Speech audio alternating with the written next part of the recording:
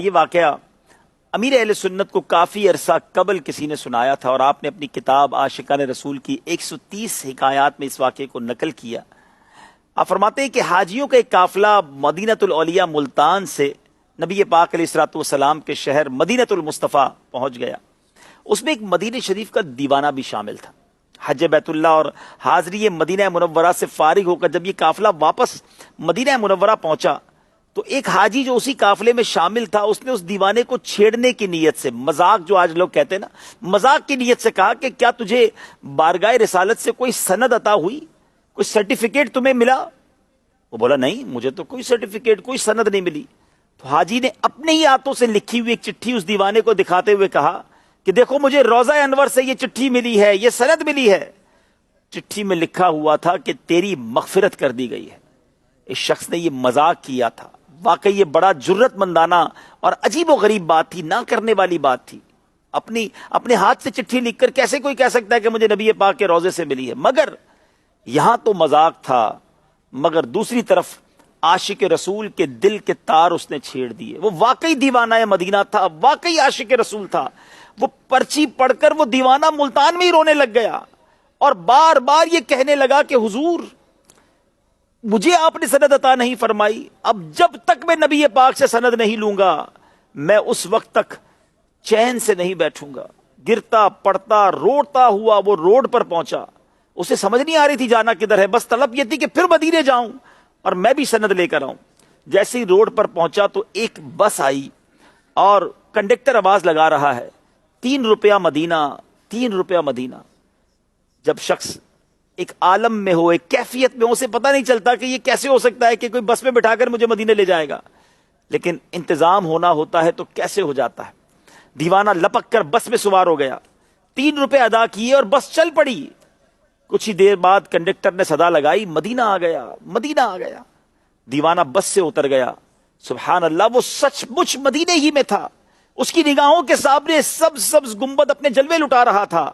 اس نے بے تابی کے ساتھ قدم آگے بڑھائے، مسجد نبوی شریف میں داخل ہوا، آقا کے روضے پر حاضر ہوا۔ اس کے سینے میں تھما ہوا اشکوں کا طوفان آنکھوں کے راستے امڑنے لگا۔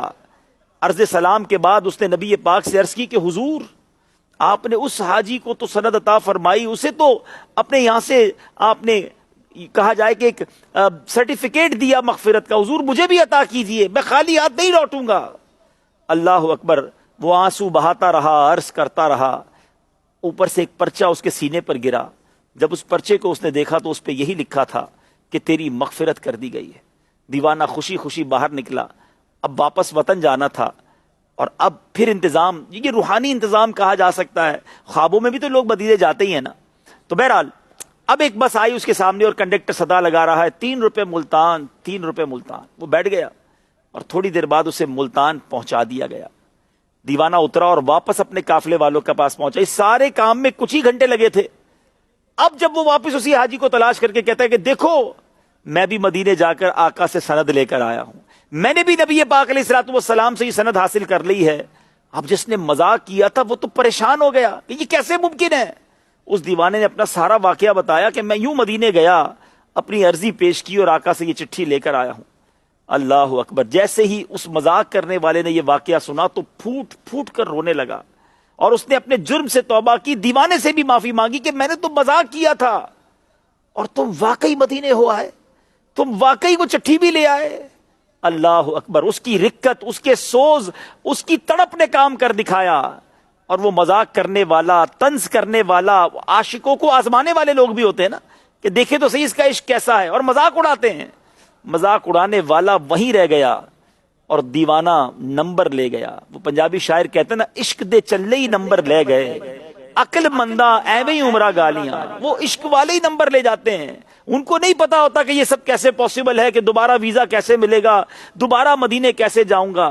کچھ روحانی راستے بھی ہیں، یہ میں نے پہلے بھی سلسلوں میں کہا تھا، مدینہ ویسے بھی رازوں کی سرزمین ہے۔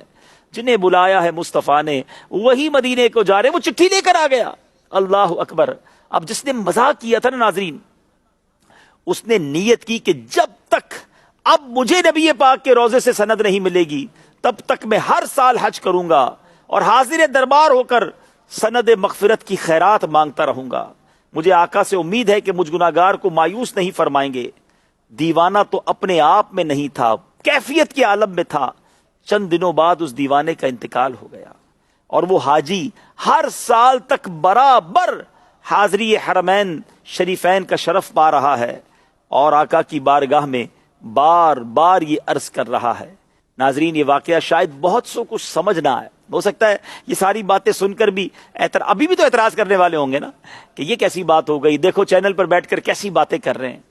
اصل میں بات وہی ہے کہ ہم اسباب پر نظر رکھتے ہیں کہ ٹکٹ کے بغیر، ویزے کے بغیر، فلائٹ کے بغیر کیسے کوئی مدینے پہنچ سکتا ہے۔ جنہوں نے بلانا ہے وہ جیسے چاہیں بلا لیں۔ پلک جھپکتے میں جب تخت بلقیس آ سکتا ہے تو کسی کو مدینے بلانا ہو تو نبی پاک کے لیے یہ کچھ بھی مشکل نہیں ہے۔ کاش ہم بس کہتے ہیں نا کہ ہم عشق کے بندے ہیں، کیوں بات بڑھائی ہے۔ تو بہرحال یہ واقعہ سنانے کا مقصد یہی تھا کہ دربار رسول سے آج بھی عنایت ہوتی ہے، آج بھی کرم ہوتا ہے، آج بھی مہربانی ہوتی ہے۔ بس وہ تڑپ ریکوائرڈ ہے، وہ محبت چاہیے، وہ لگن چاہیے۔ اگر وہ تڑپ، وہ محبت، وہ لگن آج بھی مل جائے تو کوئی بعید نہیں کہ آج بھی روضہ رسول سے سلام کا جواب آ جائے، آج بھی نبی پاک کا دیدار نصیب ہو جائے، آج بھی پیارے آقا کی شفاعت کی نوید ہمیں سنا دی جائے۔ یہ کرم نوازیاں جاری ہیں۔